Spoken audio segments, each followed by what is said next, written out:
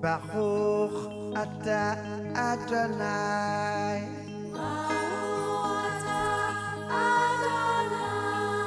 Baruch Rabba Yerushalayim.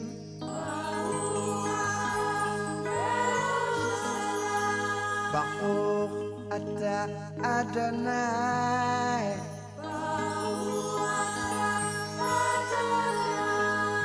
Baruch Rabba Yerushalayim.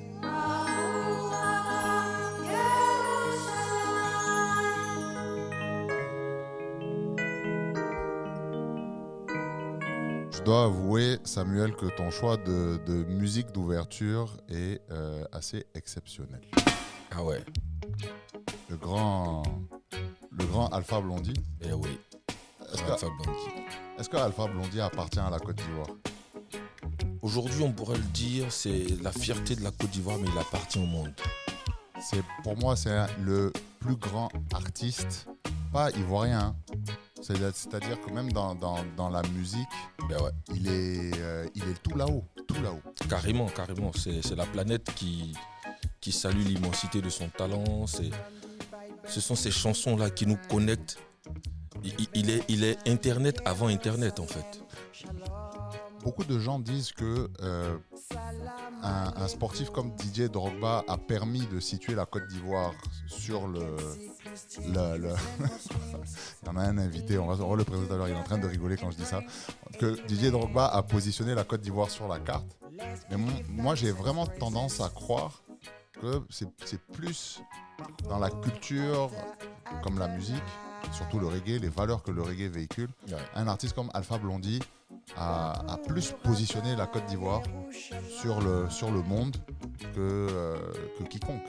Après, c'est relatif, parce que justement, au temps où Alpha était en train de véritablement positionner la Côte d'Ivoire, à ce niveau-là, le football n'avait pas encore connu véritablement cette ascension-là. Donc du coup, avec, on dirait, cette popularité du foot qui a fini par interconnecter tous les amoureux, ils focalisent leur attention sur Didier Drogba. Ouais. Et la nouvelle génération d'ailleurs se dit Didier Drogba. Mais pour plusieurs, Alpha Blondy, c'est en griffe le petit frère de Bob Marley.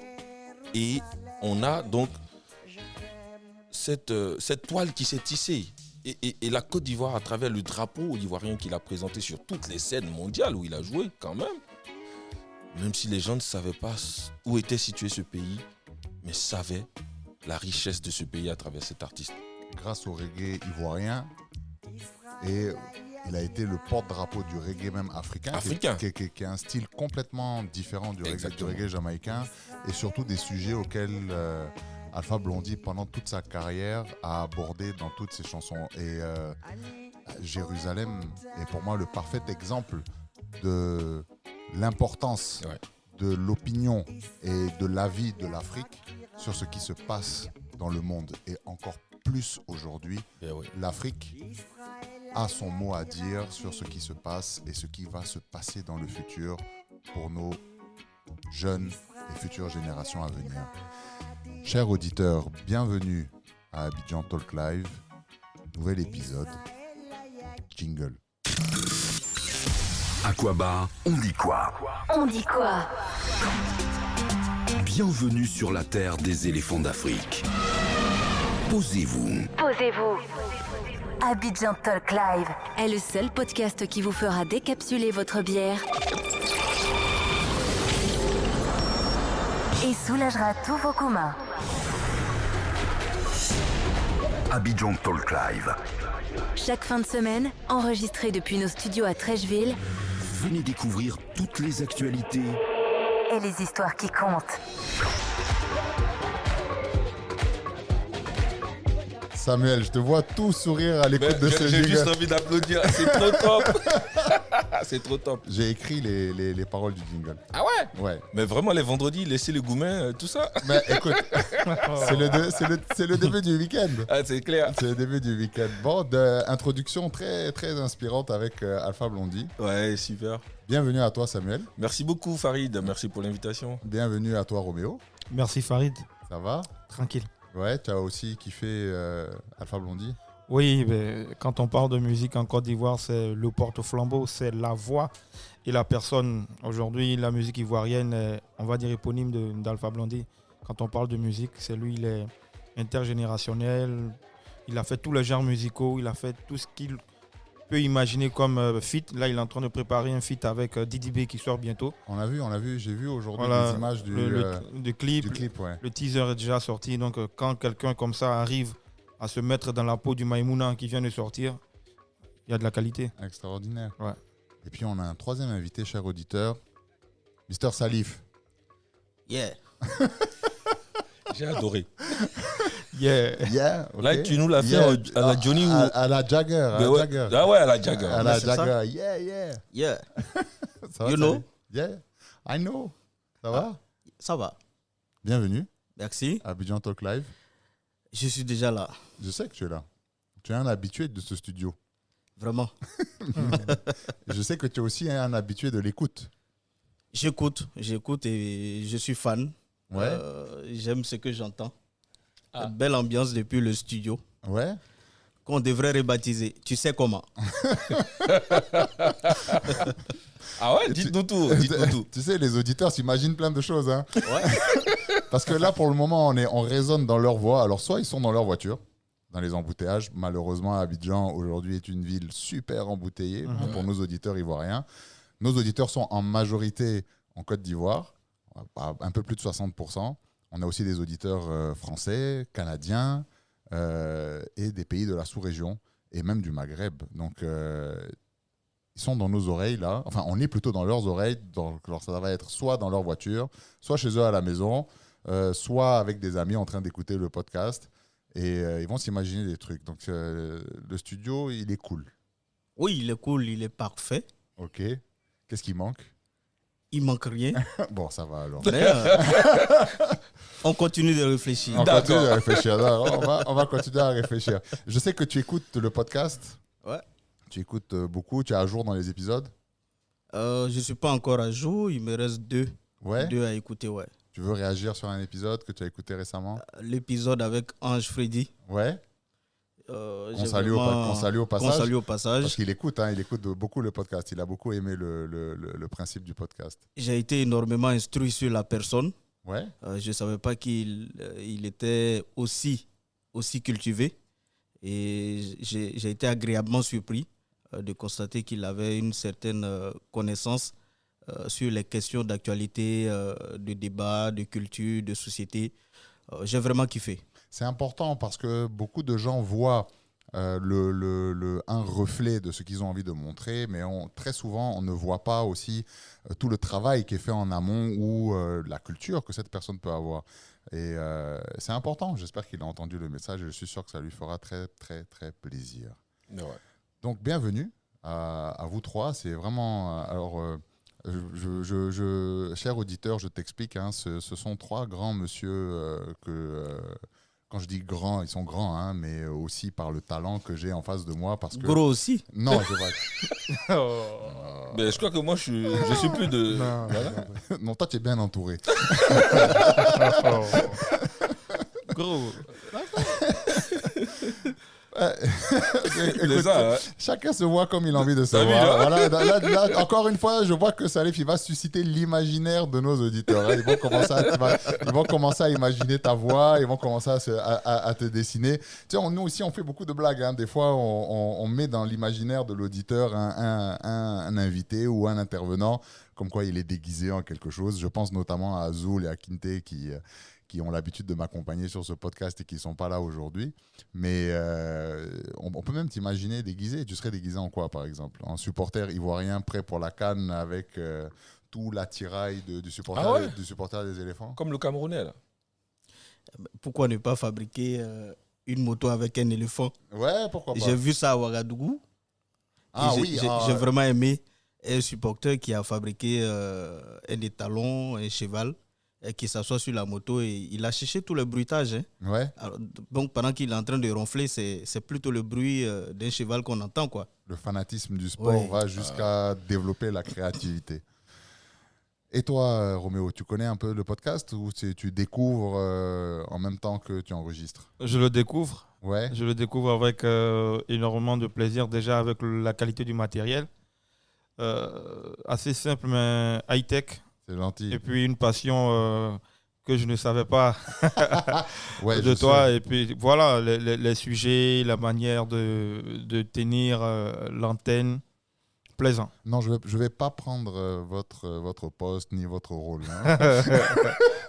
Moi, quand je vous vois, surtout quand j'ai l'honneur d'être invité par monsieur Salif, qui est ici à côté, que je ne vais pas regarder, quand j'ai l'honneur d'être invité... Ouais, l'honneur d'être invité Attention. et que j'attends que vous achevez de parcourir toute l'actualité sportive. Hein. Auditeur, si tu ne reconnais pas les voix, c'est que ce sont les grandes voix du sport de ce pays qui sont présents dans ce studio. Quand je vous regarde en train de parcourir toute l'actualité sportive, moi, je suis comme un enfant à l'école, quoi. Je vous regarde avec vos notes, j'apprends beaucoup, en vrai, hein, j'apprends beaucoup. Moi, je reste amateur, Roméo, je reste amateur parce que c'est quelque chose que je fais par passion. C'est juste, j'ai juste la prétention de pouvoir... prendre du plaisir. Mais il n'y a rien de plus important que cela, en fait. Et c'est d'ailleurs pour ça qu'on est assez respectueux et émerveillé de voir que tu fais cela. Tu as la chance au-delà de tes charges nombreuses, au-delà de ton emploi du temps hyper full, de vivre ta passion. Donc imagine, en plus, c'est une autre passion que tu es en train de vivre. Oui. Parce qu'il y a une première, on la connaît. Le sport mécanique. Ouais. Voilà, le sport mécanique. Mais pour ceux qui me connaissent depuis longtemps, j'ai toujours baigné dans l'audio, dans la musique, dans l'audio, dans la production. D'accord. J'ai toujours baigné dans ça. J'ai été disc jockey pendant très longtemps à Abidjan. J'ai fait mes premières armes à Abidjan avec... alors, on organisait des soirées avec les 33-45 tours, donc les platines vinyles. Ouais. Et c'est déjà une époque qui aujourd'hui appartient aux puritains, comme on peut les appeler, aux puristes plutôt, qui aiment la musique à l'ancienne. Aujourd'hui, on est à l'ère du numérique. Donc c'est vrai que c'est beaucoup plus facile avec une clé USB ou une micro SD. On peut stocker énormément de données, mais avant, on devait déplacer énormément de matériel. Donc non, j'aime ça, réellement, j'aime ça. Et puis, je n'ai pas honte de le dire. Je regarde quand vous exercez et j'apprends. Ouais. La dernière fois au studio, j'étais en train de vous regarder. Je regardais les notes, je regardais Roméo. Je maîtrisais son sujet. Je regardais comment les réglages se faisaient avec les ingés qui venaient. J'ai oublié le nom du monsieur qui rentrait, qui sortait. Mais voilà, modestement. Et puis après, on ne sait pas hein, sur quoi ça peut déboucher. Mais là où je suis d'accord avec toi, c'est que toute chose doit être faite avec passion. Oui. S'il n'y a pas de passion, ça ne démarre pas. Donc aujourd'hui, on se rencontre pour parler de pas mal de sujets assez intéressants et diversifiés pour cet épisode-là. Et on voulait ensemble explorer les différentes facettes alors de sujets qui peuvent faire peur ou qui peuvent peut-être susciter à l'auditeur l'interrogation de savoir si on va être sincère ou pas. Mais en tout cas, nous, on est sincères. Alors, sur les différentes facettes de l'immigration, c'est important, je pense aujourd'hui, surtout dans le monde dans lequel on vit, du sport, puisque c'est un peu le dénominateur commun qu'il y a entre nous quatre aujourd'hui ici présents dans le studio. L'éducation, c'est un sujet qui revient de façon très récurrente dans ce podcast. À chaque fois qu'on pose des thématiques, on se dit toujours la solution se trouve dans l'éducation. Et je pense qu'on va se poser les bonnes questions, on essaiera d'y répondre comme l'on peut. Et d'un phénomène assez dramatique qui est celui de la drogue et qui touche un peu nos jeunes générations. Alors permettez-moi, cher invité, de mettre tout de suite les pieds dans le plat et d'ouvrir le débat en posant la question suivante. Quels sont les principaux défis auxquels les immigrants en Côte d'Ivoire sont-ils confrontés aujourd'hui lorsqu'on est immigrant en Côte d'Ivoire? Déjà, qu'est-ce qu'on appelle immigrant en Côte d'Ivoire, Salif? Déjà, il faut savoir qu'on appelle immigrant en Côte d'Ivoire celui qui vient d'un pays limitrophe ou qui quitte carrément dans un pays très loin de la Côte d'Ivoire, qui vient s'installer pour faire des affaires, qui vient aussi s'installer souvent sans aucune opportunité réelle et qui va chercher à grouiller entre griffes pour trouver quelque chose à faire sur place, parce que Abidjan, la Côte d'Ivoire, est perçue pour beaucoup comme un Eldorado, là où on peut s'affirmer, là où on peut se réaliser, là où on peut exister et puis envoyer un peu d'argent à la famille qui est restée à l'étranger là-bas et tout. Donc, est perçu comme immigrant ici, celui-là. Samuel, tu penses à quelque chose en particulier? Oui, en fait, un peu plus dans le volet, on dira, des normes, parce que l'immigrant est celui-là qui, limite, arrive, mais de façon clandestine, à la limite. Oui. Pour moi, c'est un peu plus là. Mais dans la quête donc, de l'Eldorado, et on le sait, la Côte d'Ivoire est cette terre hospitalière qui accueille pratiquement tout le monde. Et terre voilà, d'espérance et pays de l'hospitalité. Exactement. Et au fur et à mesure, donc, dans sa démarche, va chercher à régulariser une telle ou telle situation, va essayer de commencer déjà par les petits boulots et puis se remettre dans le sens de la marche, fonder une famille, créer un environnement qui pourrait donc l'aider à voir un peu plus l'amour du pays dans lequel il a atterri. Et généralement, on choisit sa terre, en fait. L'immigrant choisit sa terre. Il se dit, je serai mieux là-bas. Ça part d'un principe, très souvent, c'est le pays de rêve qui t'accueille en tant qu'immigrant, parce que tu te dis, c'est la terre promise, donc tu fais tout pour y aller. Et quand tu y arrives, tu essaies de trouver maintenant comment t'en sortir, parce que la réalité du terrain est tout autre. Voilà. Si tu es venu en vacances pour voir comment ça se passe et qu'après tu décides de t'installer, bah, tu te rends compte qu'en fait, ce n'est pas du tout la même ambiance et ce n'est pas du tout les mêmes réalités. C'est vrai. Mais moi, je voulais rebondir un peu sur ce que tu dis. L'Ivoirien, avec un grand I, par rapport à beaucoup de pays dans le monde, hein, il faut être un peu chauvin, c'est accueillir. Ouais. Ça fait partie de son ADN. Lorsque je vois que, par exemple, la CAN qui va bientôt arriver, on parle de la CAN de l'hospitalité, on voit tout de suite qu'on est dirigé vers l'accueil. On va, limite même, on sait que, par exemple, les éléphants ne vont pas avoir de grandes chances. Hein, ça serait la cerise sur le gâteau. Hein. Soyons honnêtes entre nous. On sait qu'il y a des cadors qui arrivent, qu'il y a des équipes qui ont prouvé au dernier mondial qu'elles ont un rôle important à jouer sur la scène du football africain et qui ne vont pas venir être spectateurs et profiter de la beauté des paysages ivoiriens. Mais après, il y a la réalité de la compétition. Voilà, il y a la réalité de la compétition. Mais cette parenthèse étant fermée, on voit tout de suite que le peuple ivoirien est orienté tout de suite sur sa volonté de mieux accueillir tous les étrangers qui vont arriver sur la terre des Burnis. Qu'est-ce que tu penses de ça, Roméo? Moi, je pense que c'est culturel. C'est culturel, c'est historique. Déjà, c'est vrai qu'il y a un adage qui dit que le client est roi. En Côte d'Ivoire, c'est l'étranger qui est roi. On ne parle même pas d'étranger, on parle de frères. C'est l'un des rares pays, sinon le seul, qui, dans son hymne national, invite à l'hospitalité. C'est ça. Et cela se ressent par le peuplement même du pays. On parle de Côte d'Ivoire, terre de peuplement. Pourquoi? Parce que la plupart des 63 ethnies qui composent la Côte d'Ivoire sont venues d'ailleurs. Donc c'est une terre de peuplement, terre d'accueil. Donc quand on est venu d'ailleurs pour trouver du réconfort sur une terre, automatiquement, on se sent proche de celui qui fait pareil.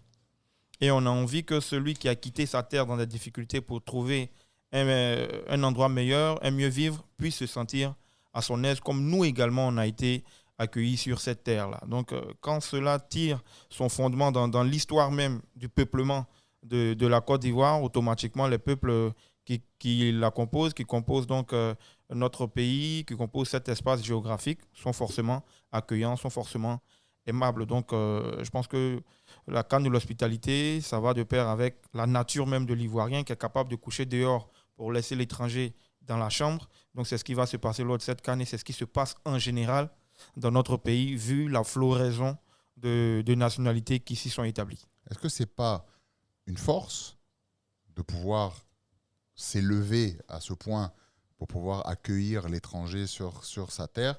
Est-ce que ce n'est pas en même temps aussi sa plus grande faiblesse? Parce que on ouvre les portes, donc on accueille, mais est-ce qu'on n'accueille pas aussi n'importe qui? Et est-ce qu'on ne se retrouve pas des fois dans des situations où on se retrouve avec des personnes sur le sol ivoirien qui, au lieu d'apporter le positif que l'on cherche ou de rendre l'hospitalité, l'amour et l'accueil qu'on leur donne lorsqu'ils foulent le sol ivoirien, est-ce que des fois on ne se fait pas un peu spolier par des personnes qui viennent avec de mauvaises intentions? Comment est-ce qu'on peut, je ne sais pas, mettre une politique, un filtre Non, mais ça va toujours exister. En clair, c'est l'humanité qui est comme ça. En clair, si on veut réfléchir et aller dans ce sens, on va se fermer totalement.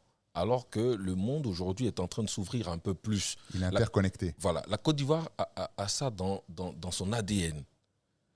Et c'est d'ailleurs la grande richesse de ce pays, c'est la diversité. Tous ceux qui sont venus d'ailleurs ont contribué à positionner la Côte d'Ivoire.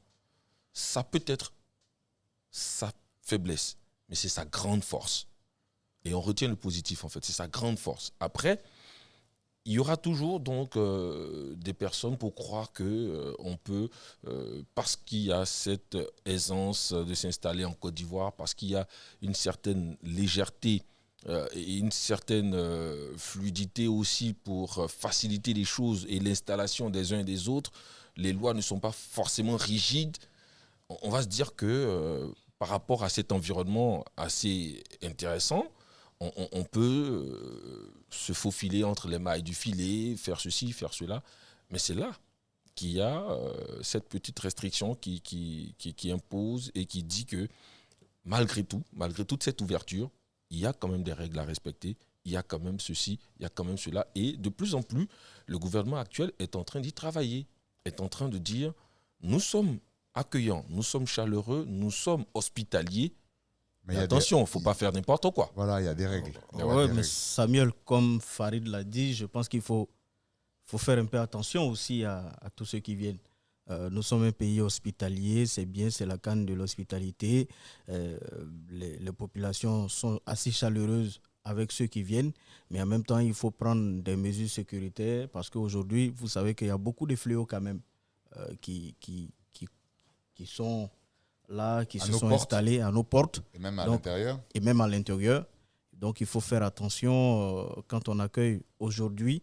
Je pense que c'est beaucoup plus au niveau de la sécurité. C'est cela. Mais on ne demandera pas à tous les Ivoiriens d'assurer même leur sécurité, de contrôler automatiquement l'étranger qui se présente. Non, ce n'est pas ça. Mais c'est beaucoup plus au niveau de la sécurité intérieure et extérieure, de prendre des dispositions pour que de façon fluide, on sache à qui on a fait quand la personne est une fois sur le territoire.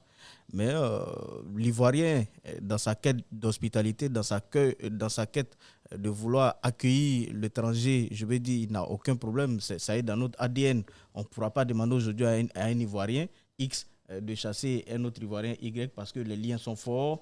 Il y a des liens d'amitié, des liens de fraternité qui se sont installés au fur et à mesure qu'on a avancé. Donc aujourd'hui, c'est une même famille, c'est la même sensibilité, c'est la même façon de voir les choses. Tiens, je disais que j'ai vu un papier récemment qui m'a montré quelques astuces avec des plantes mais vraiment traditionnelles et qu'il a même pris lui-même et il était en train de m'expliquer à quoi est-ce que ça servait. Mais celui-là, je veux dire, il n'a pas forcément une origine ivoirienne, mais il a fait. Donc c'est pour dire qu'aujourd'hui, il y a beaucoup de gens qui se sont installés depuis des années, mais qui vivent vraiment comme des Ivoiriens. Donc quand on voit cela, ça donne beaucoup d'émotions et puis beaucoup de fierté parce qu'on se dit qu'on n'a pas accueilli les gens pour rien, on les a accueillis parce qu'aujourd'hui ils sont devenus de vrais Ivoiriens, ils parlent comme nous, ils mangent du garba. Mais je vous donne tout le sens alors du choix de la musique Jérusalem d'Alpha Blondy. C'est pour cela en fait que j'adore ce titre-là, parce que tout comme Jérusalem, la Côte d'Ivoire a un peu cette terre promise pour beaucoup au niveau de la sous-région, mais même d'ailleurs. Même au-delà. Même au-delà. Pour dire quoi, on a toujours connu ce pays et on ne faisait aucune différence entre un blanc et un noir. Je parle de Treichville, je parle de Marcory, on sait combien de Libanais, voilà, tous ceux-là qui sont là. Mais il y avait cette grande fraternité entre nous, il n'y avait pas de barrière. Et même avec nos frères maliens, burkinabés et tout ça, mais on vivait en grande harmonie jusqu'à ce que malheureusement, il y ait eu l'épisode de la crise qui a fini par repositionner chacun dans une certaine limite, avec la peur de l'autre, et qui nous a permis de voir autrement l'autre que comme on le voyait d'habitude. Donc, c'est vous dire que, effectivement, ouvrir, c'est bon, mais voici l'une des conséquences, par exemple, et qui finit par faire que l'on fasse plus attention à ceci ou à cela. Mais vous voyez que, malgré cela, on a su rebondir. Mais on a su rebondir pourquoi ? Parce qu'il y avait ça. Cette compassion pour l'autre que l'Ivoirien a toujours eu et cet amour véritablement sincère. Francis Ganou, il ne va jamais oublier cette première en Côte d'Ivoire parce qu'on sait accueillir. Et ça, personne ne pourra nous l'enlever. C'est d'ailleurs pour ça que je dis que c'est vrai, ça peut être une faiblesse, mais c'est l'une des grandes forces qui fera que même quand quelqu'un veut faire du mal à un Ivoirien, il finira par réfléchir et par penser à cette première fois et la façon dont il a été accueilli. Donc du coup, moi, je dis très souvent aux gens qui viennent, même en visite, pas forcément pour immigrer en Côte d'Ivoire, par mon expérience dans la sous-région, il n'y a que le Ghana un peu qui a cette similitude avec la Côte d'Ivoire. Lorsque tu compares avec d'autres pays, sans forcément les citer pour que personne ne se sente visé, en Côte d'Ivoire, il y a cette force-là, lorsqu'il y a un conflit, peu importe, que ce soit... c'est super embouteillé actuellement, donc tout le monde est dans sa voiture un peu nerveux, ne veut pas laisser passer l'autre, c'est ça. etc. Donc c'est une espèce de concours d'ego, comme si on était dans une course de rallye, et qu'il faut arriver le premier, qu'il ne faut pas laisser passer qui que ce soit. Des fois, très simplement, juste en disant pardon, beaucoup de conflits se dénouent et s'aplanissent de façon très très naturelle. L'Ivoirien sait accepter le pardon, et par le pardon est automatiquement et culturellement ouvert sur le dialogue et ne va pas suralimenter le conflit ou le débat. Exactement. En général, dès que tu dis pardon, même à une autorité, même à quelqu'un qui était complètement rouge de colère, dès que tu demandes pardon, tout de suite, la température redescend et on peut recommencer à discuter. Et c'est un peu ce message-là que moi j'aimerais bien faire passer à tous ces gens qui arrivent maintenant ou depuis quelques années ou qui projettent de venir vivre, s'installer en Côte d'Ivoire. C'est de déjà respecter le pays et la population qui vous accueille. Rien que ça. Respectez cela, parce que déjà dans votre parcours de vie, la Côte d'Ivoire vous donne une seconde, peut-être même des fois même une troisième chance dans votre parcours de vie de pouvoir réaliser quelque chose lors de votre passage terrestre. Et ça passe par des valeurs très simples qui sont le respect, le pardon, le dialogue, la discussion, la compréhension, et ne pas oublier que c'est cette terre et cette population-là qui nous accueillent. Mais pour te mettre à l'aise, on dit très souvent, n'est-ce pas Roméo, tu vas peut-être me contredire, je sais pas, mais l'Ivoirien n'aime pas foutaise. Non, il n'aime pas foutaise. Claire. non, il n'aime pas En foutaise. fait, tu peux tout faire. Sauf le manquer de respect. Ne lui manque jamais de respect, parce que c'est là même que tu vas trouver garçon en face de toi. Mais il parle mal souvent quand même. Non, Oui, mais quand on le cherche. Au fait, l'Ivoirien n'est pas belliqueux. Pas du tout. L'Ivoirien, c'est un tchatcheur. Tu le cherches au niveau du verbe, tu seras pas à sa taille. Mais dès que le débat commence à devenir physique, tu vas voir qui va se retirer. Parce qu'on n'a pas cette culture. Même dans la plupart des ethnies, il y a les alliances interethniques. Il y a des taquineries, il y a des alliances à cousinerie, il y a des taquineries entre plusieurs régions du pays. Donc déjà là, on est éduqué à se taquiner et à pardonner. Dans la plupart des alliances, c'est des pactes de non-agression. Donc quand vous avez grandi dans une société où l'agression physique est proscrite, automatiquement, vous fuyez cette agression physique-là. Mais par contre, au niveau du langage, on est habitué, entre guillemets, comme on le dit encore, à s'attacher. Donc, si tu cherches la bouche d'un Ivoirien, je pense que les camions, la belle famille l'a compris, ils se sont déconnectés de Facebook pendant plusieurs mois. Il ne faut pas nous chercher. Les gens du continent. Eux, ils sont le continent, nous, on est la planète. Yes. Ce qu'ils ont oublié, c'est qu'il n'y a rien qui fait mal à l'Ivoirien. Non, en vrai. Parce qu'avant même de commencer à t'attacher, entre guillemets, lui-même, il parle de lui. J'ai un gros ventre, j'ai de gros yeux, j'ai de grosses oreilles. Qu'est-ce que tu vas dire de lui que lui n'a pas encore dit? Maintenant, il se concentre sur toi. Voilà. Oui, parce que tout ce que tu vas dire sur lui, ça glisse. Ça glisse déjà.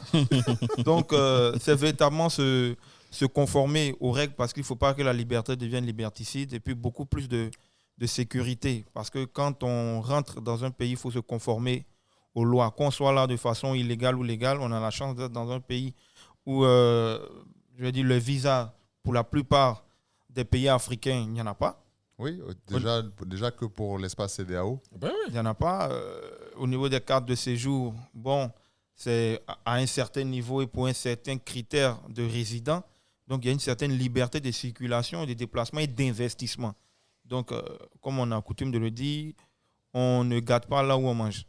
Surtout, et je veux même encore aller plus dans ton sens, puisque dans le cadre de mon activité professionnelle, des fois, on reçoit des visiteurs, donc des fournisseurs, des techniciens qui viennent pour transmettre du savoir, enseigner, ou ne serait-ce même que pour de la pure visite commerciale. Et très souvent, pour venir, ils demandent à l'entreprise d'établir une lettre d'invitation pour qu'ils puissent commencer les formalités de demande et d'obtention de visa. Et très souvent,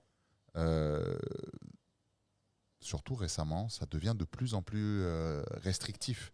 Donc, on voit qu'il y a un travail qui est mis en place de contrôle.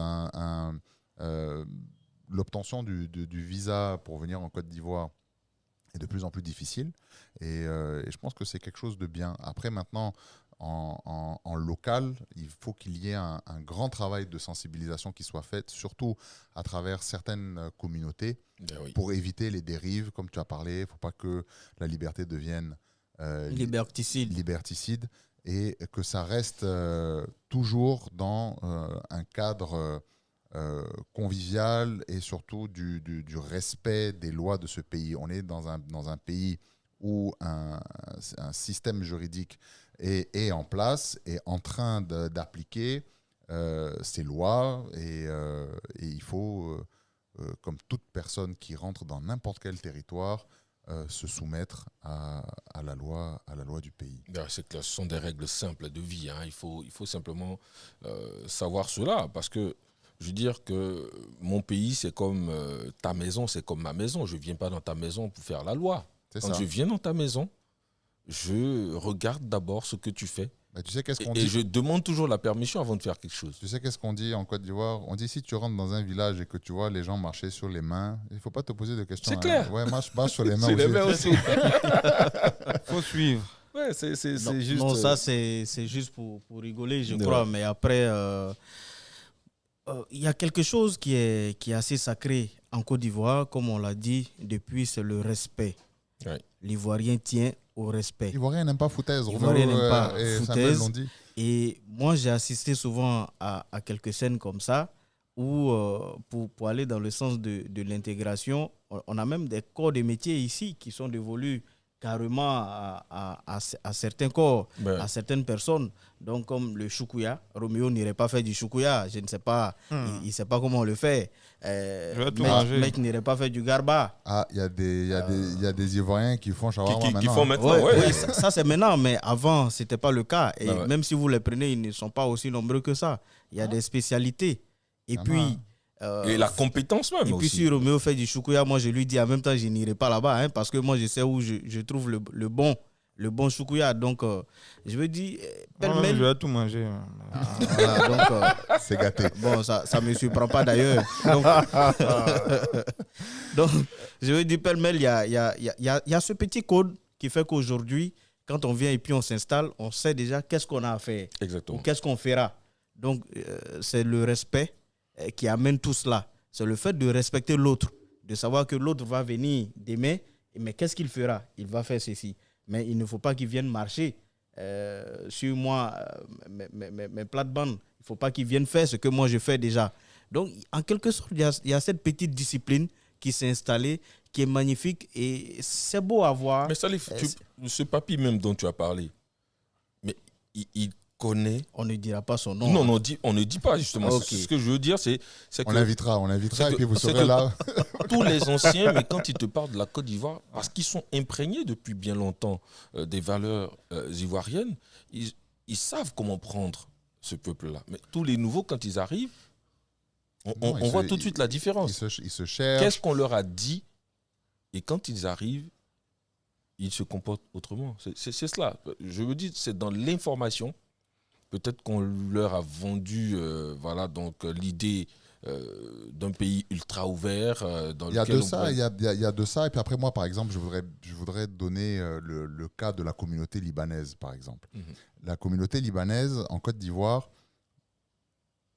sauf erreur ou sauf si je me trompe, moi, je vois deux mouvements, on va dire. Je vois, pour pas dire deux catégories, je vois vraiment deux mouvements. Je vois ceux qui sont là depuis longtemps, c'est générationnel. Ouais. On parle d'une arrivée en Côte d'Ivoire pour certaines familles qui sont là depuis longtemps. Mais même avant ça, Samuel, il y en a qui sont arrivés fin 19e. Waouh. Ouais. Moi, je prends le cas de ma famille côté maternel, née en Côte d'Ivoire avant l'indépendance. Avant même qu'on dise qu'un individu est ivoirien. Avant l'indépendance. C'est bien ce que ça veut dire. Donc, à un moment donné, dès l'instant où... Et là, je reviens un peu sur une chanson de Tikenja qui disait qu'à partir d'un moment, telle population, on les a appelés Ivoiriens. Donc, cette catégorie, ce mouvement-là, par exemple, de Libanais, ils sont arrivés en Côte d'Ivoire pour une raison. Ils sont arrivés pour la recherche d'une vie meilleure. Ouais. Il y avait, à cette période-là, au moment des grands mouvements migratoires dans le bassin méditerranéen, il y avait, et encore même, ça ne s'appelait même pas le Liban, c'était la Grande Syrie. Donc, tu avais tous ces mouvements-là du bassin méditerranéen qui fuyaient. Donc, tu avais les Syriens, les Syro-Libanais, tu avais les Grecs, tu avais aussi les Italiens, tu avais quelques personnes du Maghreb, tu avais des Turcs. Et d'ailleurs, on retrouve par exemple une forte communauté d'Italiens en Amérique du Nord. On trouve une forte communauté de Turcs en Allemagne. On voit certaines personnes du Maghreb qui sont arrivées aussi en Côte d'Ivoire. On retrouve des Grecs un peu partout dans le monde, même en Côte d'Ivoire. Oui. On trouve aussi des Syro-Libanais qui sont arrivés d'abord en Guinée-Conakry et ensuite à Dakar. Il ne faut pas oublier que Conakry et Dakar étaient, à l'époque des colonies, les deux grandes villes phares pour les Français. Et ils avaient besoin d'avoir des gens, parce que tu avais tous ces mouvements-là qui partaient par bateau, qui arrivaient à Marseille. Et tu avais le grand comptoir de la colonie française avec l'armée, avec tous les gens qui venaient, les colons qui partaient, qui venaient et qui arrivaient, et qui disaient à ces populations qui avaient commencé à fuir le bassin méditerranéen en raison de famine, en raison d'une recherche de vie meilleure, arrivaient là-bas et on leur disait, bon, nous on a besoin que certaines personnes occupent certaines colonies. 1 franc que vous allez gagner dans les colonies, si vous revenez en métropole, ça va valoir 2 francs par exemple. Donc, c'est comme ça qu'ils arrivaient à bloquer certaines personnes, à les amener dans les colonies. Et donc, ces gens-là, sans rentrer plus en détail, sont arrivés en Afrique francophone parce qu'ils fuyaient la famine. Ça, c'est un comportement qu'on peut voir encore aujourd'hui. Vous qui avez certainement des amis libanais, Oui. quand vous partez avec eux ou que vous êtes invité à manger avec eux, vous voyez toujours l'abondance. Et je suis sûr et certain que vous avez remarqué qu'ils veulent manquer de rien chez eux à la maison. Oui, toujours. Pourquoi ? Parce que dans leur ADN, et je m'inclus, est inscrit le fait qu'il est possible qu'un jour tu puisses manquer de nourriture et à boire. Donc, dans l'éducation, ça a été transmis de génération en génération et on retrouve ça encore aujourd'hui dans certaines familles qui sont là depuis très longtemps. Cet accueil, donc cette hospitalité, le fait que quand tu viens chez eux, ils te reçoivent, ils te donnent à manger, jusque tu as les dents du fond qui sont encore dans la sauce, et parce qu'ils ont quitté un contexte de famine qu'il y avait dans le bassin méditerranéen pour venir dans un pays qui les a accueillis. Donc ils seront éternellement reconnaissants par rapport à ça. Et tu vas avoir un deuxième mouvement qui a quitté après la guerre du Liban. Je reste sur l'exemple de la communauté libanaise, qui a quitté après la guerre du Liban et qui est arrivé avec une empreinte très forte de vivre dans le chaos, dans un système où c'est la loi du plus fort qui prime.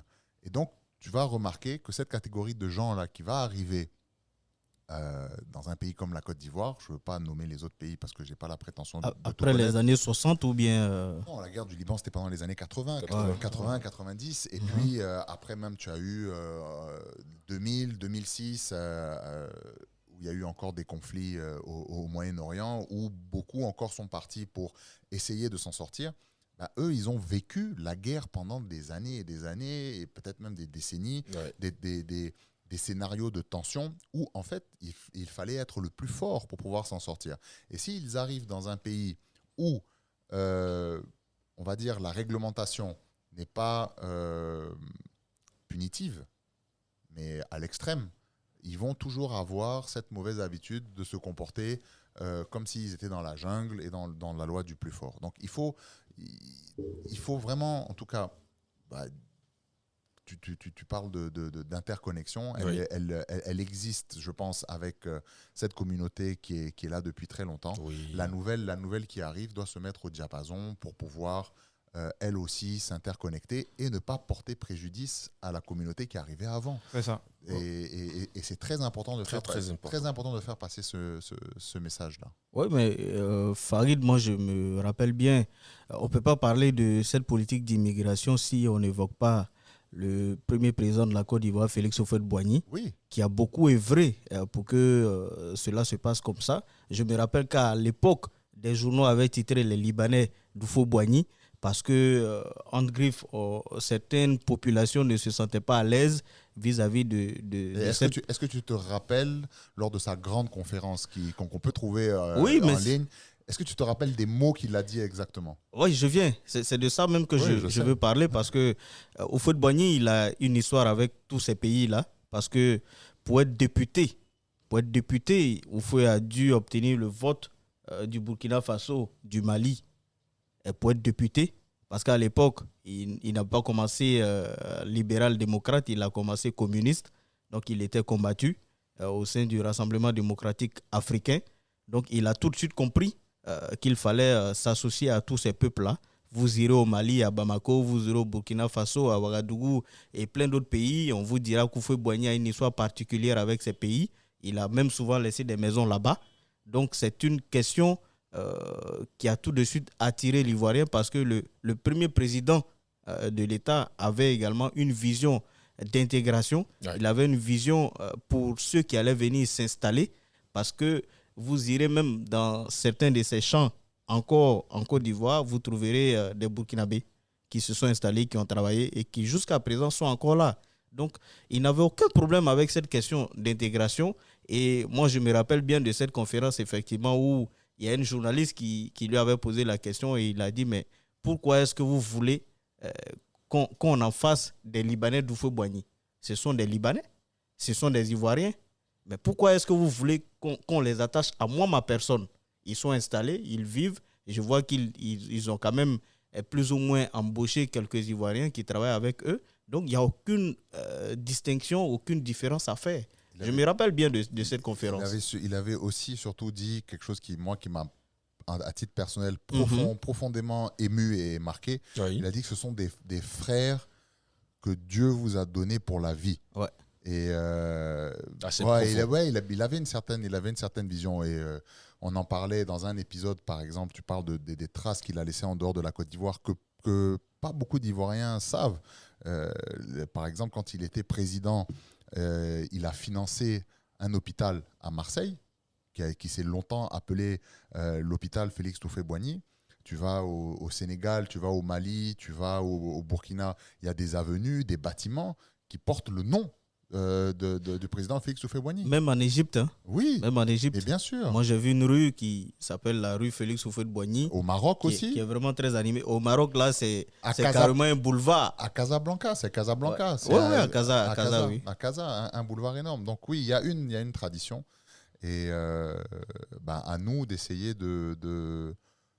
à notre échelle, d'essayer d'inclure et d'apaiser, et puis on va dire, enseigner les valeurs et les principes moraux que la Côte d'Ivoire a choisi pour sa population et ses enfants. Ouais, les liens sont forts entre les Très, peuples. très forts. Et ça, c'est à force de parler de cela, à force de ressortir ces informations-là, que donc les nouvelles générations vont finir par s'approprier notre histoire. On a beaucoup parlé d'immigration. Hein. Ben oui. On a, Passionnant ce sujet. Ouais, c'est très très passionnant. On a presque un peu occulté les autres sujets. On arrive. Mais je sens que Roméo n'a pas aimé l'épisode sur le choukouya. J'ai l'impression qu'il a tout de suite envie de manger du choukouya. Dès qu'on finit, on va aller manger. On va lui, lui faire plaisir. Et on va donner envie à nos auditeurs de s'arrêter et manger un bon choukouya. Quel que soit ce qui t'arrive dans la vie, il faut manger d'abord. Un homme qui a faim n'est pas un homme libre. Il n'est pas un homme libre. Voilà. Dixit. La boucle est bouclée. Dixit. Il a dit. Bon, on va venir. Je ne pense pas qu'on aura le temps d'aborder tous les autres sujets. Mais c'est clair. Peut-être qu'on se retrouvera dans un autre épisode pour parler des autres sujets. Mais je veux profiter de votre présence pour parler de sport. Vous êtes des experts de sport. Tout le temps, on parle de sport. Oui, non, mais de sport de façon libérée. On peut parler de sport sans une ligne directive. Ah, d'accord. Alors, et en même temps, je vais essayer de faire le lien avec une deuxième thématique. D'accord. En quoi le sport peut-il jouer un rôle dans la promotion de valeurs éducatives auprès de nos jeunes aujourd'hui? Est-ce qu'aujourd'hui, le sport pourquoi tu montres tout de suite alors Samuel et Salif ont montré du doigt Roméo tout de suite. Mais oui. Non, mais parce que il n'a pas beaucoup parlé. Il n'a pas beaucoup parlé. Voilà, donc pour lui, on levait déjà l'idée du choukouya avant. Il passe tout son temps à penser au choukouya. Effectivement. Voilà, donc on lui donne la primeur déjà et puis nous, on viendra renchérir. Alors donc, en quoi le sport peut-il jouer un rôle dans la promotion de l'éducation, de valeurs éducatives auprès de nos jeunes, de la jeunesse, de la jeune génération? D'abord, on va dire que le sport, c'est une forme d'éducation. Puisque le sport rime avec certaines valeurs, le fair play, l'assiduité, le respect et la discipline. Il y a des études, certes, qui ne sont pas scientifiques, mais qui ont prouvé que tous les adeptes des arts martiaux, surtout au niveau des enfants, développent une certaine capacité de réflexion et de concentration lors des cours et ont un certain respect pour leurs enseignants, parce que c'est ce qui se passe dans les dojos. Donc, généralement, quand on répercute cela dans le système scolaire classique, on se retrouve avec un enfant beaucoup plus malléable. Donc, le sport, pour les sports de combat, arrive à canaliser le trop-plein d'énergie des enfants pour le disposer au savoir intellectuel. Maintenant, il y a les valeurs intrinsèques liées à tout sport qui sont communes à tous les sports. Donc, vous avez le fair play et surtout la saine émulation. On est dans une société où aujourd'hui, qu'on n'ait pas peur de le dire, on est dans une société d'élite. C'est une société élitiste. C'est ça, non? Élitiste. Élitiste, voilà, j'ai fourché sur le mot, élitiste. Donc, on n'est plus dans l'éducation de masse. On est aujourd'hui dans faire sortir l'élite, promouvoir et puis mettre cette élite-là sur un piédestal. Donc, quand vous n'avez pas appris à compétir, quand vous n'avez pas appris à perdre, à apprendre de votre défaite, vous relever pour gagner, c'est difficile. Très souvent, après un échec, 2 échecs, l'enfant peut sortir du système scolaire ou bien se dire que ce n'est pas ma voie. Donc, avec le sport, avec les valeurs du sport, vous arrivez à créer un élève, un étudiant à même de pouvoir accepter les différentes difficultés du système scolaire. Donc, sport et études riment ensemble, d'où l'éducation physique et sportive dans le système scolaire. Nous, on a coutume de dire que lorsque vous butez sur un exercice, allez faire du sport, allez dégager votre esprit. Quand vous revenez, vous êtes beaucoup plus clair, vous avez beaucoup plus les idées libérées pour pouvoir gratter et traiter l'exercice. Je vais rentrer dans tes 5 mètres, Roméo. Tout ça, c'est la théorie. Théorie. Ça, c'est la théorie. Ouais. Maintenant, en Côte d'Ivoire, quel est l'encadrement? Est-ce qu'il y a un encadrement qui existe? Tu parlais des arts martiaux. Je sais que la Côte d'Ivoire est un pays top, l'élite même. L'élite même des arts martiaux, ne serait-ce que sur le continent africain. Est-ce qu'il y a un encadrement avec les arts martiaux et avec d'autres sports qui aussi font la promotion des valeurs dont tu parlais? Et est-ce que nos jeunes d'aujourd'hui ont des modèles vers qui s'inspirer? Malheureusement, les modèles existent mais ne sont pas promus. À part Cissé Cheick qui sort du lot. On fait la promotion de quoi alors? Voilà, à part Cissé Cheick qui sort du lot. Samuel, il rigole. Samuel, tu rigoles. On fait la promotion. Samuel, on fait la promotion Non, de quoi? mais on en discutait. Pas du coupé décalé. Roméo, il est encore dans sa ligne. Non, le coupé décalé n'est pas. Mais on fait la promotion. Excuse-moi, quand on fait la promotion, par exemple, de bébé Saoz. Non, franchement. On est dans une société où on ne sert pas des modèles du mérite, mais on sert des modèles instantanés. Pourquoi? Malheureusement, parce que la masse aime ça. Malheureusement, parce que les parents ont démissionné de l'éducation de leurs enfants. On ne demandera pas à l'école d'éduquer. L'école instruit. Oui. L'école apporte le savoir. Le savoir-vivre, le savoir-être, on l'acquiert à la maison. Quelle est la place de l'enseignant dans le... L'enseignant, c'est l'instruction.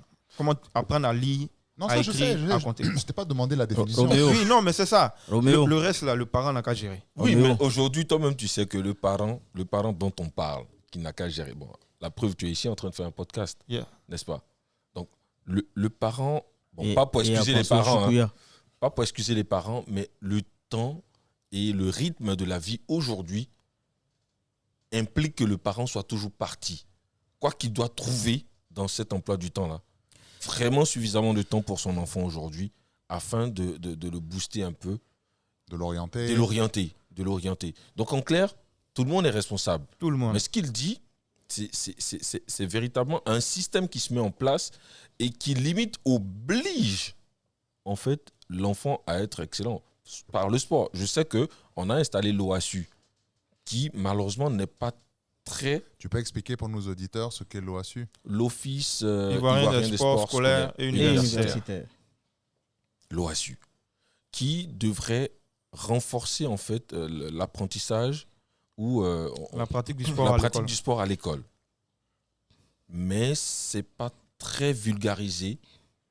Limite, c'est toujours à l'étape de... Ça stagne un peu. Ça stagne un peu. Avant, c'était bon, mais maintenant, c'est... Alors que si ça s'était développé, je veux dire, on a un peu des systèmes qui ont marché, comme en Chine et autres, où le système installe, où l'État installe des sortes de ventouses, de sorte à ce que l'enfant, c'est vrai qu'il est en train d'apprendre, mais c'est obligatoire de faire le sport.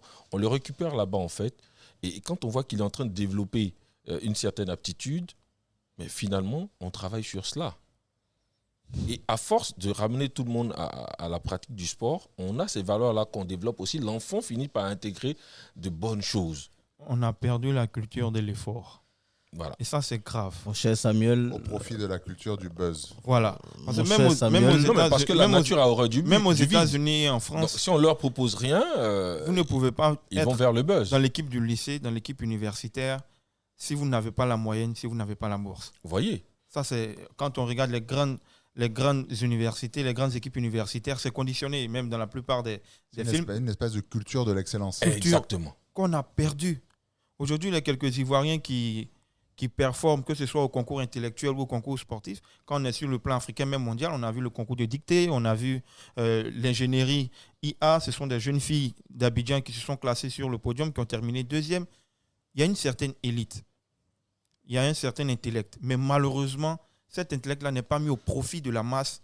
Et les masses médias et la démocratisation d'Internet a propulsé au devant de la scène des personnes qui, entre guillemets, ont réussi leur vie, mais au détriment de toute valeur morale. On doit interdire ça. Donc, quand l'enfant regarde que lui, il va aller faire cosinus, il va faire limite exponentielle, logarithme népérien, pour terminer avec un salaire de 200, 300, et quelqu'un s'est levé pour dire à Savon dans l'oreille, on lui donne 26 millions pour ouvrir une ferme, le choix est vite fait.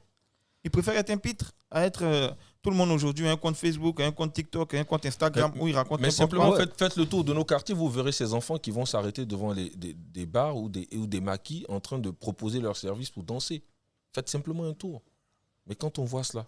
Et par ricochet, il y a des dérives comme vers la drogue. Exactement. Ouais. Alors, tout est imbriqué, en fait. Alors, quel genre de solution on peut imaginer, hein? On pense que... quelqu'un d'important nous écoute, ou nous-mêmes à notre échelle, quel genre de solution on peut imaginer? Parce que Roméo parlait des médias. Est-ce que le média, par exemple, ivoirien, ne devrait pas être un enseignant passif, ne serait-ce que par ses différents canaux, que ce soit la radio, la télévision, ou même sur Internet, ou même les... Alors, un truc que moi, je n'ai jamais compris, j'étais étudiant, bon, c'est vrai que ça commence à faire beaucoup. Ça commence à faire beaucoup d'années. Mais déjà, il y a plus de 20 ans, en Europe, quand tu es étudiant, tu as accès à un tarif, par exemple, Internet pour les étudiants, et tu as accès à du contenu éducatif gratuit mis à disposition. Donc, c'est vrai qu'on se retrouve aujourd'hui, on peut apprendre, ça fait partie de nos réalités, on peut apprendre. On a dans le creux de nos mains, avec nos smartphones, accès à la connaissance illimitée. Ouais. On a aussi accès à tout et n'importe quoi. Et est-ce qu'il n'y a pas quelque chose à faire au niveau des médias, au niveau de la téléphonie? Je parlais de quand j'étais étudiant, par exemple, je ne vois pas aujourd'hui nos opérateurs de téléphonie faire des passes pour l'éducation. On a des passes sociaux, on a des passes buzz, ou bien je ne me rappelle plus des noms. Oui, mais je sais des passes où tu peux seulement aller sur WhatsApp et Facebook. Oui, mais tout ça, en fait, vous savez, ce sujet-là, il est passionnant parce qu'on va parler 1000 fois, 1001 fois si on veut, mais on ne dira pas l'essentiel parce que tout Ivoirien a cette habitude de dire « moi, je ne fais pas la politique ». Moi, je ne fais pas la politique, mais voici de bonnes choses en fait qu'il faut envoyer à la table de l'Assemblée nationale pour voter de vraies lois. Là, on est en train de parler du code qui régit les téléphonies mobiles. Bien, oui. Voilà, dans le code, il n'est inscrit nulle part qu'il faut promouvoir un pass éducatif. Donc, ça n'intéresse aucune entreprise de téléphonie mobile. Excusez-moi, mais TikTok a perverti aujourd'hui notre jeunesse. Je le dis, je l'assume. Non, mais TikTok a été perverti par la jeunesse. Attention. L'origine de TikTok, c'est d'apprendre, c'est éducatif déjà, c'est chinois. Je suis très d'accord avec Roméo. C'est éducatif. À la base, c'est chinois. C'est pour apprendre. À la base, c'est chinois. C'est les Africains qui ont perverti TikTok. Pas seulement les Africains, les Européens, les Américains. Mais donc on ferme ça. Et TikTok, c'est chinois. Tu vas partir en Chine, tu vas avoir accès à TikTok. Tu as droit, en tant qu'enfant, à accès à, je crois, 30 minutes ou 1 heure grand max par jour à TikTok. Et tu vas avoir accès à du contenu éducatif. Pas de danse bizarre, pas de challenge idiot, pas de défis franchement stupides. Hein, je cherchais un autre mot, mais je n'en trouve pas. Pas de challenge stupide, c'est que du contenu éducatif. Et l'autorité de régulation sait que, par exemple, c'est un enfant qui utilise un téléphone à une connexion Internet et qu'il est sur TikTok et qui va le limiter dans le temps. Il ne va pas utiliser son téléphone pour faire autre chose que avoir accès à du contenu éducatif. Est-ce que ce n'est pas quelque chose qu'on pourrait mettre en place. Mais quelle loi a été votée ici Exactement, on dans laisse ce trop sens? faire. Donc je dis qu'il y a un problème de législation. On n'a pas légiféré là-dessus, on a juste reçu des applications, on les a tous téléchargées. Qui fait les lois, Qui fait les lois en Côte d'Ivoire? Mais c'est l'Assemblée nationale. Est-ce que les membres de l'Assemblée nationale sont conscients qu'ils doivent porter des projets de société? Ils sont l'émanation. Parce qu'aujourd'hui, de ce qu'on parle, on fait un constat de ce qui se passe. Et prendre des décisions maintenant, c'est impacter 10 ans, 15 ans, 20 ans dans le futur. Les députés sont l'émanation du peuple. Et tu as dit quelque chose qui est intéressant. S'il y a des voix assez puissantes qui nous écoutent. Donc, je suppose qu'il y a des voix assez puissantes qui nous écoutent. Donc, je trouve qu'il faut à un moment donné légiférer, il faut à un moment donné s'asseoir et puis vraiment bâtir de vrais codes. Il faut arrêter de laisser faire. Même le problème qu'on pose là, actuellement, on parle de sport et éducation, mais en réalité, on a créé l'OASU, l'Office ivoirien des sports scolaires et universitaires, juste pour organiser des compétitions sportives. Ouais, c'est ça. C'est juste pour organiser des compétitions sportives. Je m'appelle Salif, je pense que je suis fort au handball, je suis en terminale D, j'ai des amis qui aussi se retrouvent souvent pour jouer au handball, on crée un petit club, allez, ok, on s'inscrit, on est dans la compétition OASU. C'est tout, ça s'arrête là. Alors, mais en fait, il faut revenir à des fondamentaux. Les fondamentaux, c'est quoi? À l'époque où on a dit qu'il y avait Namama Fadiga, il y avait Mariam Koné qui ont brillé, mais c'est le fruit des efforts d'un monsieur qui s'appelle Roger Abinader. On ne le dit pas assez. Un grand monsieur du sport. On dit simplement l'OASU a fait. Mariam Koné, on dit l'OASU a fait Namama Fadiga, mais on oublie de citer Roger Abinader, qui en réalité était le président du club. Et c'est grâce à ce club-là qu'on a eu des lauriers au handball, au basket et tout à cette époque. Mais ce n'est pas l'OASU. L'OASU a juste permis à ces filles-là d'éclore, qui sont devenues aujourd'hui de grandes dames au niveau du sport. Donc, il faut repartir sur des bases bien précises. Il faut aller à l'INJS, qui est l'Institut national de la jeunesse et des sports, ressortir ce qui a été fait au niveau de cette école-là, et puis vraiment donner une vocation d'études à cet institut. Il ne s'agit pas de former que des professeurs de preuves physiques et sportives. Jusqu'à une récente date, c'est juste ça que l'INJS faisait. C'est maintenant que l'INJS peut former aussi des encadreurs sportifs, mais pas pour aller dans les lycées et autres. Vous pouvez les retrouver dans les différents stades qui ont été construits, ces joueurs architecturaux. Certains sont au Kokan. Certains sont au Kokan. Mais avant, ce n'était même pas ça. C'était juste pour être des professeurs de preuves physiques et sportives. Et puis ça s'arrêtait là. Donc il y a une vraie réforme politique sportive à faire en Côte d'Ivoire. Et puis je pense qu'on pourra éviter les stars qu'on a citées tout à l'heure là, qui ont du savon dans l'oreille et qui disent vous avez vu mon savon. Et puis bon, il y a d'autres qui viennent qui se sont mal coiffés. Et puis ça devient un exemple pour la société. Mais parce qu'il n'y a aucun repère, il n'y a aucune loi qui réglemente tout ça. Il n'y a pas de modèle, il n'y a pas de modèle pour la jeunesse. Mais si, il y a des modèles. Il y a des modèles, mais qui ne sont pas suffisamment... Qui sont pas mis en avant. Merci. Qui ne sont pas suffisamment mis en avant et qui n'ont pas, je ne dirais pas de canaux d'expression, mais dont on ne connaît pas le parcours. Parce que l'arrivée peut être belle, mais le parcours est beaucoup plus important. Et ça inspire. Les gens pensent qu'on arrive à un certain niveau parce qu'on a claqué du doigt. On a vu Ngannou, son parcours. On a vu Iron Bibi, son parcours. Le parcours de Sichechek, de Babi, le parcours de Youss Labobolé. Mais il faut investir dans le sport. Et il faut que ces stars-là reviennent investir dans leur pays pour servir d'exemple et tirer les autres. Mais quand ils reviennent, on les combat. Non, ils ne sont pas combattus. Ça, c'est un autre débat. Ça serait un autre débat. Ça, c'est un autre débat. Mais je dirais qu'ils ne sont pas combattus. Comme j'aime à le dire, on n'a pas besoin d'aide du système pour aider le système. C'est tout. Ils reviennent comment? Moi, je veux être candidat au municipal. Je ne viens pas pour dire que je veux être candidat. J'apporte de l'eau, j'apporte des chaises, j'apporte de l'argent, j'apporte des pagnes, je finance des projets.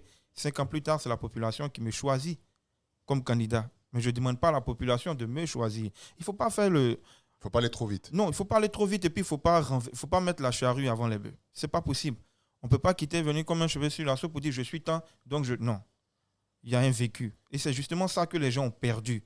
Il faut vivre avec les gens, il faut connaître les gens, il faut remettre l'homme au cœur du développement et au cœur du système. On appelle ça les rouages, fais attention. Je voulais dire FC Rouage. Tout développement périn est basé sur l'homme. Tant que vous ne mettez pas l'homme avec grand H au centre de vos préoccupations, tout le reste est éphémère. Vous aurez de l'argent, vous aurez du matériel. Si vous n'avez pas la compétence et la qualité requise pour utiliser le matériel, il ne servira à rien. L'éducation par le sport, c'est possible. Et c'est d'ailleurs dans cela que la Côte d'Ivoire doit commencer à investir. Parce que nous avons des exemples. Nous avons des Cissé Cheick, nous avons des Didier Drogba, des Yaya Touré, des Kolo Touré. Et j'en passe. Nous avons suffisamment de stars qui ont cravaché dur pour arriver. Et qui peuvent inspirer la Et jeunesse. qui peuvent inspirer la jeunesse. Et donc, on attend simplement que des politiques soient mises en place. Et d'ailleurs, je veux féliciter le ministère de la Jeunesse qui avait, à travers une dynamique de service civique, je crois, des enfants récalcitrants et autres se retrouvent dans un centre. L'école de la deuxième chance. Merci. Et ça Les par centres- exemple, les centres de j'adore. service civique. Ça, j'adore. Sérieusement, j'adore parce que je me dis Il faut qu'il y a quand resociabiliser. même, il y a quand même de l'espoir pour ces enfants qui n'avaient plus rien, à qui on ne proposait plus rien, mais qui aujourd'hui sont en train de se remettre dans le sens de la marche. Ça, c'est des choses qui peuvent aussi aider. Et si dans le même temps, on leur propose de l'activité physique ou du sport comme tremplin, de sorte à déceler en eux des talents et autres, ce sont des futurs champions. Et il faut que les jeunes comprennent que le sport, c'est un métier. Être athlète, c'est un métier. Ce n'est pas parce qu'on a échoué à l'école qu'on est athlète. Iron Bibi, il est au Canada, il poursuit ses études. Toutes les filles du Mamelody Sundowns qui ont joué la Ligue des champions féminines ont démissionné de leur boulot rien que pour faire du foot. Il y a certaines qui étaient infirmières, sages-femmes, techniciens de laboratoire, institutrices, professeurs des Parce écoles. que la carrière sportive, elle a une durée, Elle est limitée. elle a Voilà, une donc- durée dans le temps. Le sport, c'est un métier. Et aujourd'hui, quand on regarde tous les anciens footballeurs qui ne serait-ce qu'un certain niveau ont embrassé des carrières d'entraîneurs parce qu'ils ont les aptitudes intellectuelles nécessaires pour aller poursuivre leurs études, avoir leur diplôme et transmettre. Mais ceux qui sont rentrés dans le foot parce qu'on les a pris au quartier, après leur 35 ans, 36 ans, on sait ce que c'est. On les devenu. retrouve au quartier. Ils reviennent au quartier. S'ils n'ont pas su investir, s'ils n'ont pas pu avoir... Il y a des gens qui ont échoué en Europe parce qu'ils ne comprennent pas la langue. Tu arrives, tu quittes Abidjan, tu as eu un championnat anglais, même si c'est la deuxième division. L'entraîneur, il te parle en anglais. Il faut que tu comprennes. Au bout de 3 mois, 4 mois, si tu n'arrives pas à suivre sa tactique, mais il te met sur le banc, ta carrière est gâchée, tu reviens dire ce sont les sorciers. Quels sorciers? Les sorciers Donc, du village. En clair, c'est ça, c'est possible. Roméo a abandonné sa ligne stricte éditoriale. Ça y est, il a commencé. T'as vu? C'est vers la fin qu'il a commencé à se lâcher. Donc, on arrive à la fin de ce podcast. Oh là là, c'est vite passé. Oh là là. Mais quand on passe un bon moment et qu'on discute de choses intéressantes, Mais il faut qu'on remette ça. mais on va remettre ça. Donc, avant de se laisser, est-ce que Par vous contre, voulez... chapeau pour le ministère de la Jeunesse. Oui, vraiment. Ouais. Ah, Tu as- c'est tu as- tu as- un beau clin J'ai aimé d'œil. le spot. C'est dans la boîte. C'est dans la boîte. Si tu veux que je t'envoie Non, mais quand c'est bon, si tu veux c'est que je bon, t'envoie- quoi. si tu veux que je t'envoie l'élément isolé, tu m'envoies un message et puis je te transfère ça. La Il y a pas de problème. resociabilisation des jeunes à travers le service civique. C'est possible, Le ministère vraiment.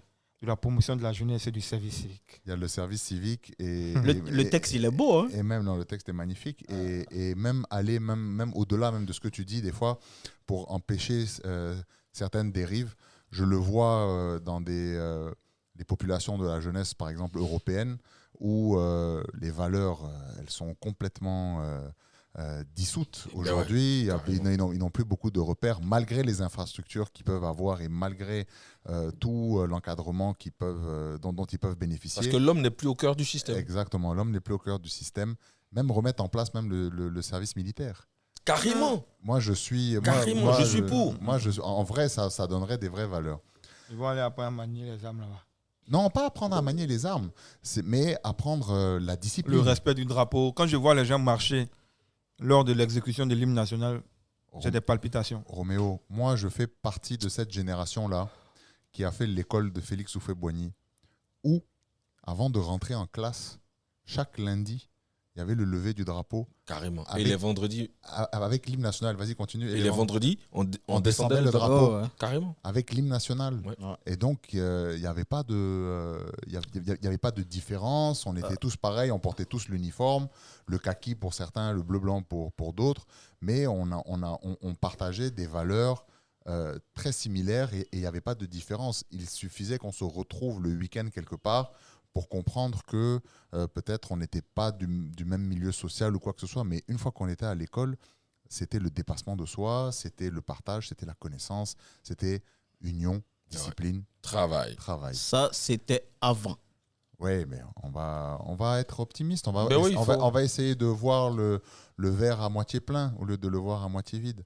Donc, on arrive sur la fin de ce podcast et je vous laisse la parole si vous avez un dernier mot à dire, quelque chose à peut-être ce jeune auditeur qui nous écoute, qui est en dehors de la Côte d'Ivoire ou qui est en Côte d'Ivoire et qui a envie de frapper à la porte peut-être du sport ou de trouver sa voie. Si vous avez un petit conseil, un petit mot à lui donner, et ça sera le mot de la fin. Moi, j'aimerais dire à tous ceux qui nous suivent, qui nous écoutent, la Côte d'Ivoire est une terre d'hospitalité. La Côte d'Ivoire a vieilli en termes d'indépendance. Elle a plus de 60 ans maintenant. Donc, quand on prend de l'âge, forcément, il y a eu quelques erreurs, mais il y a aussi eu de beaux moments en Côte d'Ivoire. Et c'est toujours ce pays d'hospitalité-là, de fraternité. C'est ce pays de convivialité, c'est ce pays d'amitié.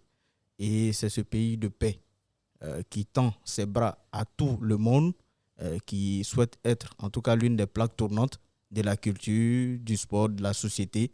Partout, vous verrez des Ivoiriens qui aiment beaucoup s'amuser, mais qui, quand ils prennent du recul, ils sont très sérieux. Ils montrent qu'ils ont assez de professionnalisme, d'intelligence.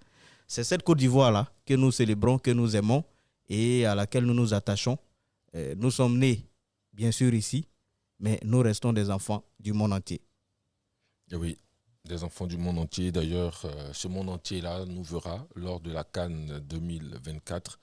Il faudra venir, il ne faudra pas rester chez soi, il faudra sortir aussi, marcher dans la ville parce que naturellement tout le dispositif sera mis en place pour que nous vivions un moment exceptionnel. Ce sera l'une des CAN les mieux organisées, en tout cas c'est le souhait de tous les dirigeants et la population a également sa partition à jouer, celle de rester donc cette population accueillante, cette population disciplinée, cette population qui a toujours su donner de l'ambiance et donner de la voix, rester à accueillir donc toute cette communauté qui viendra d'un peu partout pour que l'on vive l'une des plus belles CAN. Et puis, continuer d'y croire. Nous célébrons toujours la vie en Côte d'Ivoire parce que pour nous, la vie est plus qu'un trésor et il n'y a pas mieux que la vie. Donc, respecter sa vie, célébrer sa vie, c'est respecter la vie de l'autre, c'est célébrer la vie de l'autre. Restons toujours donc joyeux et voilà, on est ensemble.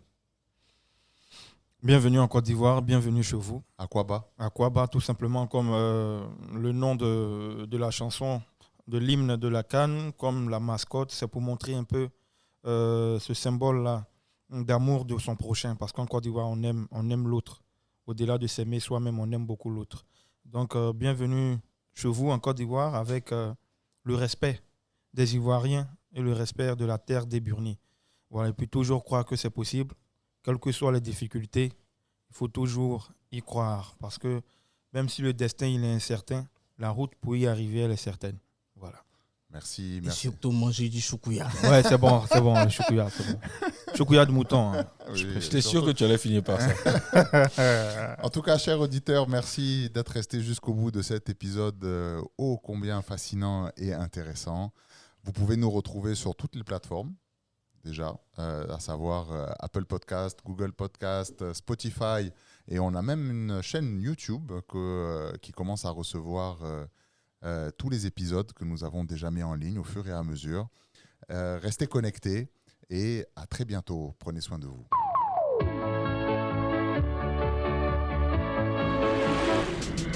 Nous allons maintenant vous demander la moitié de la route. Abidjan Talk Life, c'est terminé. On espère que vous avez passé un bon moment. Posez votre bière et reprenez une activité normale. N'oubliez pas de vous abonner sur Apple Podcast, Google Podcast, Spotify et de commenter sur notre profil Instagram. Découvrez de nouvelles actualités et histoires au prochain numéro.